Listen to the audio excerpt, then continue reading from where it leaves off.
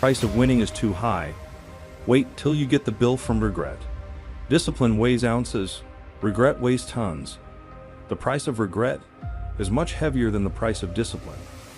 You never want to wake up one day, 1 week, 1 month, 1 year down the road and go, shit, man, I wished I would have listened to my gut. I wish I would have done this thing. You don't want to live in regret. If there's something you want to get done, and work your relationships, school, whatever it is, do it. You can have a new year, but it don't mean jack diddly. If you don't have a new mind, no more fucking around. You want your life to be better? I can't help you. Only you can help you. Wake yourself up. In setting goals, it's very simple. Number one, decide what you want. You just take a little time. You sit down and say, what do I want? What kind of skills do I want? What kind of income do I want for the future?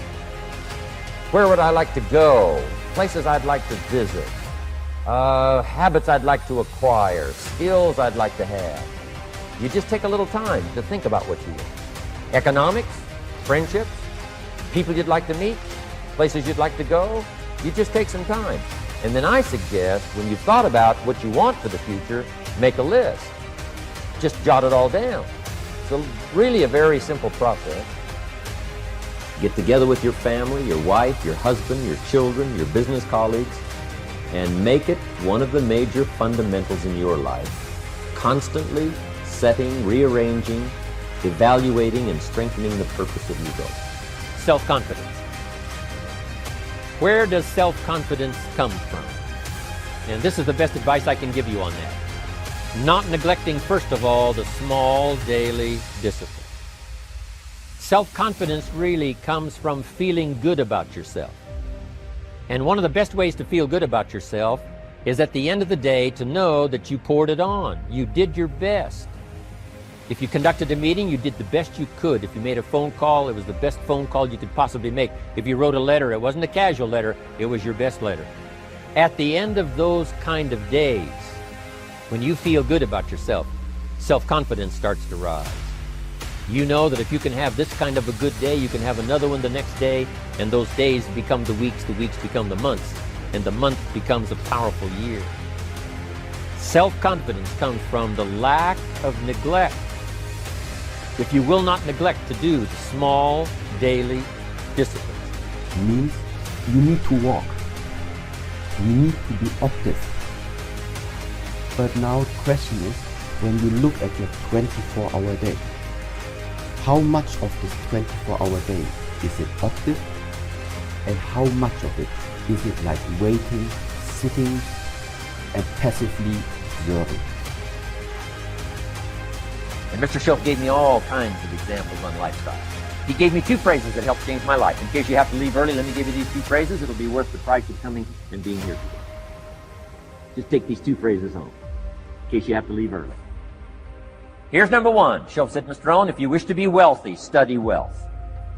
When he said that, I said, my gosh, I don't know anybody that studies wealth. Where am I going to learn it? He said, never mind, Mr. Owen, now that you've met me, if you'll be with me for a while, he said, and if you'll commit yourself, he said, I will teach you. And he taught me. He taught me the books.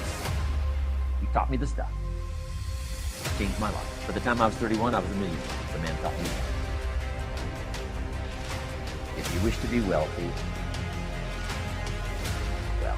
If you want a new year and a new life, you don't need to start on January 1st. Start today. Right now.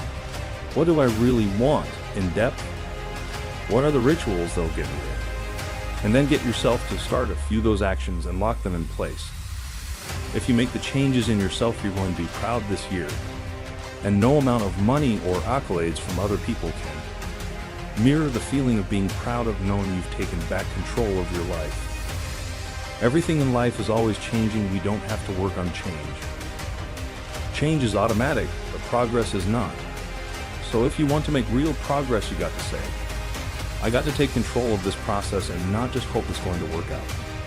When you resolve this is how it's going to be, that's when you cut off any possibility, except the thing you've committed to.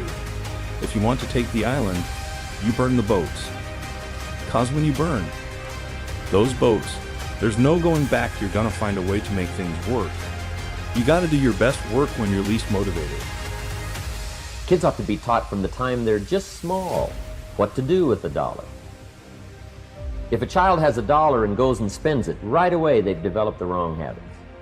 And sure enough, if they continue those poor management habits over the first $1, you can imagine they're probably going to do the same poor things with those same dollars when they get older. The plans we learn when we're small, sure enough, are most often the plans we follow the rest of our lives. What to do with your money and where to put it. We teach in the care and feeding of the goose that lays the golden eggs. You've got to be a happy taxpayer. You've got to make sure some of your money goes into financial institutions so that successful people can borrow it and start other businesses that employ more people. You've got to make sure that you give some of your money for charity. So for charity and for taxes and for savings and for the accumulation of capital, it's very important to have a management plan. When we come to an opportunity like Herbalife, especially multi-level network marketing, it is so dynamic, it is so powerful, and it is so possible in fortune making that sometimes people want to speed up the process by cutting the corners, by neglecting to do the right thing, to cheat a little here, cross the line just a little bit, because then, it'll grow faster and you can cash in quicker. Not necessary here. Doing Herbalife right will build your fortune longer and stronger than trying to cut the corners and not doing it right. Vitally important.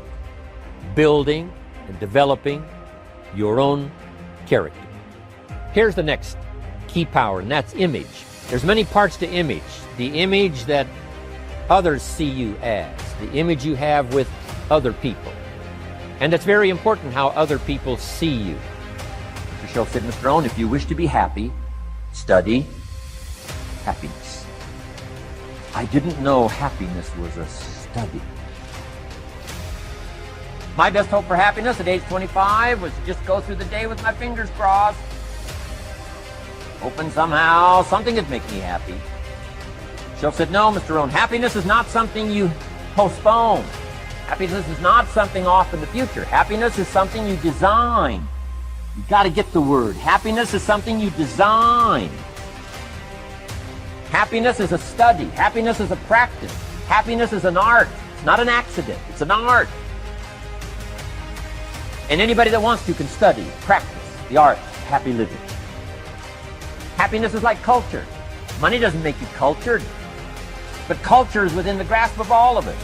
Start with those 2 levels of balancing would already be enough. That simply means maybe you're too active in some parts and maybe you're too passive in other parts. No matter in what you are investing in, every one of us has 24 hours that we can work with. Any other skill that you can develop in this world.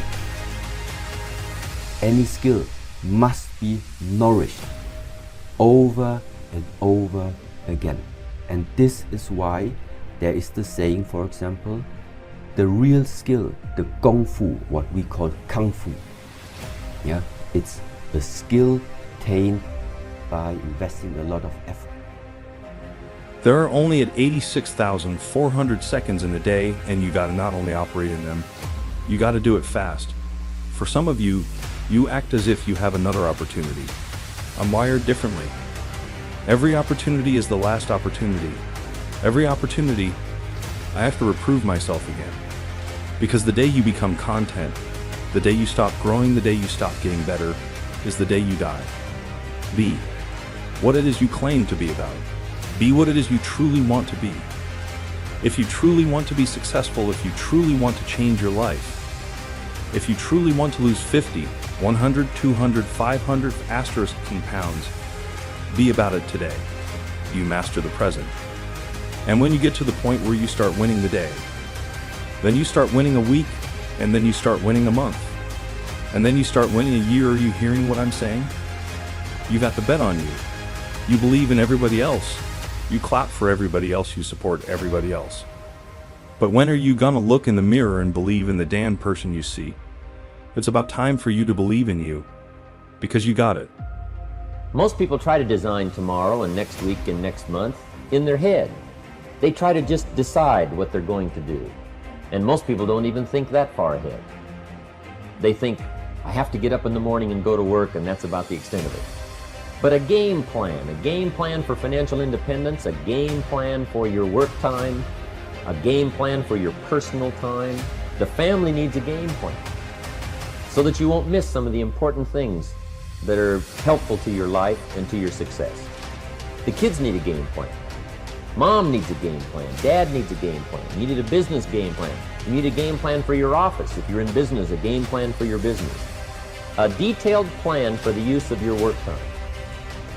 In the leadership seminar, we talk about how to put together this detailed plan for the day and for the week and for the month.